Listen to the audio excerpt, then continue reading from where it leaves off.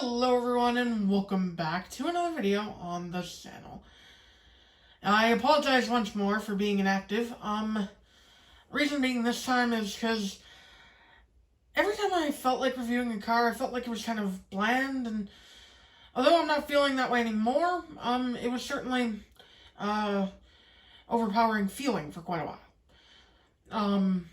And the main line being kind of this year hasn't really helped that either.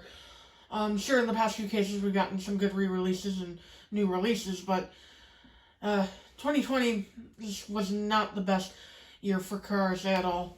2021 already looks better than 2020. I'm not going to go out on a limb and say it will be, but it certainly looks like it, considering the pictures that have been floating around, courtesy of my good friend on YouTube here, Astro Smokey. Go check out his channel.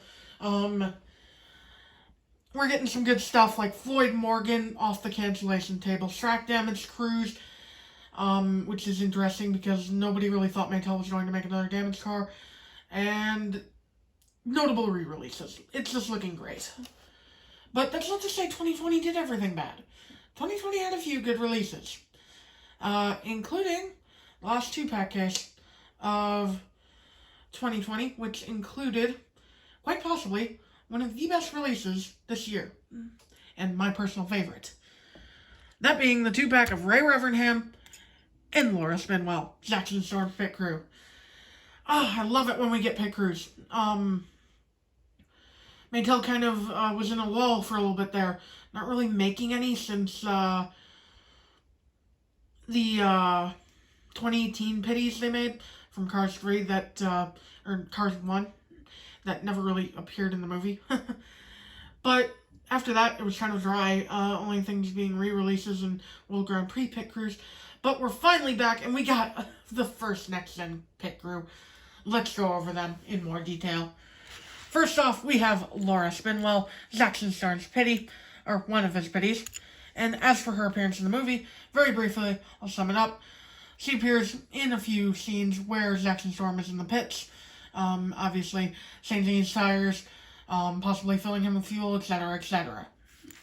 Now, what's interesting about this next-gen pitty style is that they are considerably larger than any of the three original pitty styles. Of course, it's a fair margin larger than the original tall pitty design, being a lot wider and heavier in weight, comparing it to the kind of broad pitty, I want to say.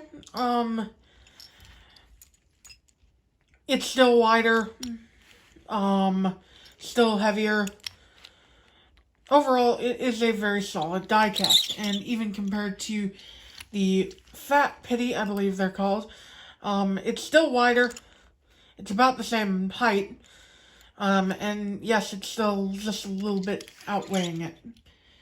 But enough about comparisons of the mold. Let's get into Laura Spinwell herself. She doesn't have much design going on for her, being the typical Jackson Storm dark gray with a slightly darker gray cap. I'm not sure if that's because it's supposed to be a slightly darker shade or if that's because it's plastic, but either way, it contrasts just a little bit with the body. She has Jackson Storm's kind of Storm logo there with 2.0 in the middle of it, and it looks pretty good. Definitely interesting to see the number, because as shown on the Cars 1 pitties, they have their team logos usually. So it's interesting to see the number instead of Igniter on the side here. And she also has it on her cap and on the right side. Her rims are gray with a blue outline, it looks like, and that matches Jackson Storm pretty well. Of course, his rims are black with a blue trim, but pitties usually have colored rims, so it makes sense that hers would be gray. She has blue eyes, which look pretty good for Thailand. And the eyeshadow isn't too bad either. Definitely not as bad as some of the Vietnam releases. And she has a tool gun, which is interesting, or an air gun, I should say, which is interesting because only a few pitties in the past have had that. If I remember correctly, most of them either came in the hauler or team sets for Piston Cup Nights in 2010. And then Punchy Wipeout's Pity in 2015 had it as well. But yeah, pretty interesting that she has a air gun there for the changing the tires. Wasn't expecting that. And that's enough about Laura. How about we get into Ray now? The bread and butter of the two-pack for sure. Ray Reverham is quite possibly one of the best-looking crew chiefs, in my opinion. Also doesn't help that he's voiced by Ray Evernham, the crew chief a crew chief in real life who sat atop Jeff Gordon's pit box for a few seasons and helped him get a few championships. Jeff Gordon being the voice of Jeff Gorvette. So it makes you wonder, have they ever met in the Cars universe? But enough about that. Ray's design is a fair bit more complex than Laura's, being more in line with Jackson's. Actually being quite a bit in line with Jackson's, but we'll get into that in a bit. And he's got a fairly interesting smiling expression. I don't think he's determined or, really that worried about the race, because, it's Jackson Storm. Jackson Storm's obviously going to win the dang race. And he's got a nice large grill here, which I believe is supposed to be kind of like a mustache. Certainly looks like a more realistic car mustache compared to Sick Hicks crew members' mustaches. And then, of course, he's got the headlights.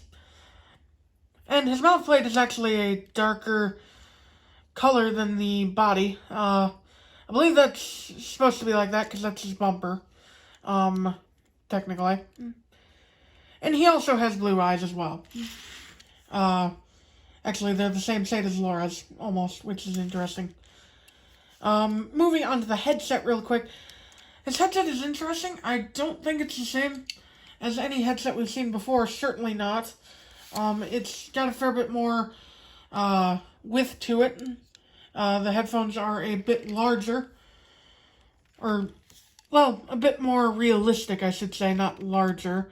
Than the previous ones. And they got this black coating around part of it, whereas the originals did not. Moving on to Ray's design real quick. He's got silver rims, just like Laura. No blue trim on his, though.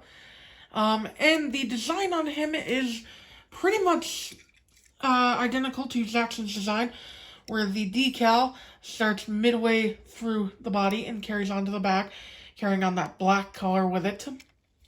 However, unlike Jackson's, his S is outlined in blue, or his Storm decal, I should say, is outlined in blue, but he's got a 2.0 in the middle of it. And his hood is also pretty much identical to Jackson's, except for the fact that his Igniter logo is in white instead of black. As for the back, he does not have any decals on the back, unlike Jackson. However, he does have taillights, a little latch to open the rear of the pickup, interestingly enough, a bumper, and the license plate, which reads S06-12T. I want to say that says California above it, but I'm not too sure, because it is Thailand license plate. They don't usually tend to make the license plate in the highest of quality. And of course, you got a third taillight up here. And the right side is the same as the left. But yeah, coming in for a quick comparison with Roger Wheeler once more.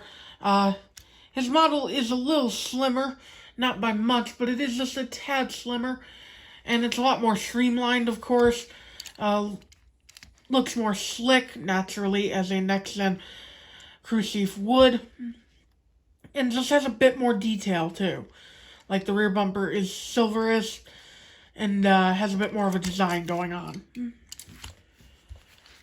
It's sad that Ray is the only Cars 3 crew chief we've gotten. I feel like we could get a fair amount more if Mattel really wanted to. But I guess we'll never really see those unless, they really get in gear and start making more crew chiefs, which, considering they're guys to make 1 or 2 a year and usually 3 releases, I wouldn't hold my breath. But at least we got Ray, and he looks phenomenal alongside Laura and the rest of Team Igniter.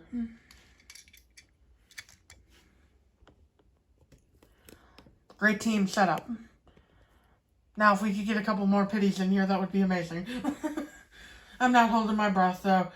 The days of Mattel making more than 1 pitty per pit crew are likely in the past. But, like I said, at least we got these guys. They look phenomenal. And that will about do it for this review, guys. I hope you all enjoyed. I know it ran a fair bit longer than my usual reviews, but I want to give you a little more content, considering it won't be coming as steadily as I did back in March, April, etc., etc. And I hope you all will tune in to the next review, which will be on, a custom next-gen crew chief. That should be coming next week. But until then, I will see you all next time. Bye!